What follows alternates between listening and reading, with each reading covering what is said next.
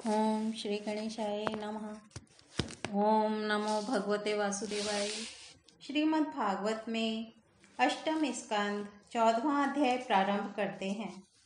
मनु आदि के पृथक पृथक कर्मों का निरूपण।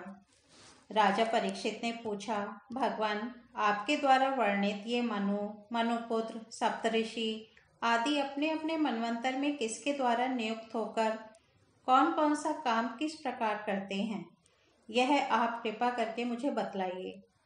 श्री सुखदेव जी कहते हैं, परीक्षित, मनुपुत्र, सप्तऋषि और देवता सबको नियुक्त करने वाले स्वयं भगवान ही हैं। राजन, भगवान के जिन यज्ञ पुरुष आदि अवतार शरीरों का वर्णन मैंने किया है, उन्हीं की प्रेरणा से मनु आदि विश्व व्यवस्था का संचालन करते हैं। चतुर्युगी के अंत में समय के उलटफेर से जब श्रुतियां नष्ट प्राय हो जाती हैं, तब सप्तऋषि गण अपनी तपस्या से पुनः उनका साक्षात्कार करते हैं।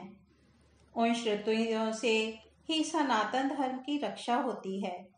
राजन, भगवान की प्रेरणा से अपने अपने मनवंतर में बड़ी सावधानी से सबके सब मनु पृथ्वी पर चारों चरण से परिपूर्ण धर्म का अनुष्ठान करवाते हैं। मनुपुत्र मनवंतर भर काल और देश दोनों का विभाग करके प्रजा पालन तथा धर्म पालन का कार्य करते हैं।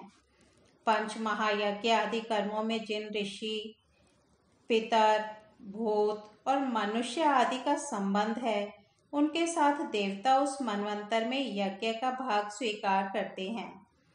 इंद्र भगवान की दी हुई त्रिलोकी की अतुल संपत्ति का उपभोग और प्रजा का पालन करते हैं। संसार में यथेष्ट वर्षा करने का अधिकार भी उन्हीं को है। भगवान युग युग में सनक आदि सिद्धों का रूप धारण करके, ज्ञान का याज्ञवल्क्य आदि ऋषियों का रूप धारण करके, कर्म का और दत्तात्रेय आदि योगेश्वरों के रूप में योग का उपदेश करते हैं। वे मरीचि आदि प्रजापतियों के रूप में सृष्टि का विस्तार करते हैं, सम्राट के रूप में लुटेरों का वध करते हैं और शीत, उष्ण आदि विभिन्न गुणों को धारण करके काल रूप से सबको संहार की ओर ले जाते हैं। नाम और रूप की माया से प्राणियों की बुद्धि विमूढ़ हो रही है, इसलिए वे अनेक प्रकार के दर्शन शास्त्रों के द्वारा महिमा तो भगवान की ही गाते हैं, परंतु उनके वास्तविक स्वरूप को नहीं जान पाते। परीक्षित, इस प्रकार मैंने तुम्हें महाकल्प और अवान्तर कल्प का परिमाण सुना दिया। पुराण तत्व के विद्वानों ने प्रत्येक अवान्तर कल्प में 14 मनवंतर बतलाए हैं। इस तरह श्रीमद् भागवत में अष्टम स्कंद 14वां अध्याय समाप्त होता है। कल हम 15वां अध्याय राजा बलि की स्वर्ग पर विजय सुनेंगे।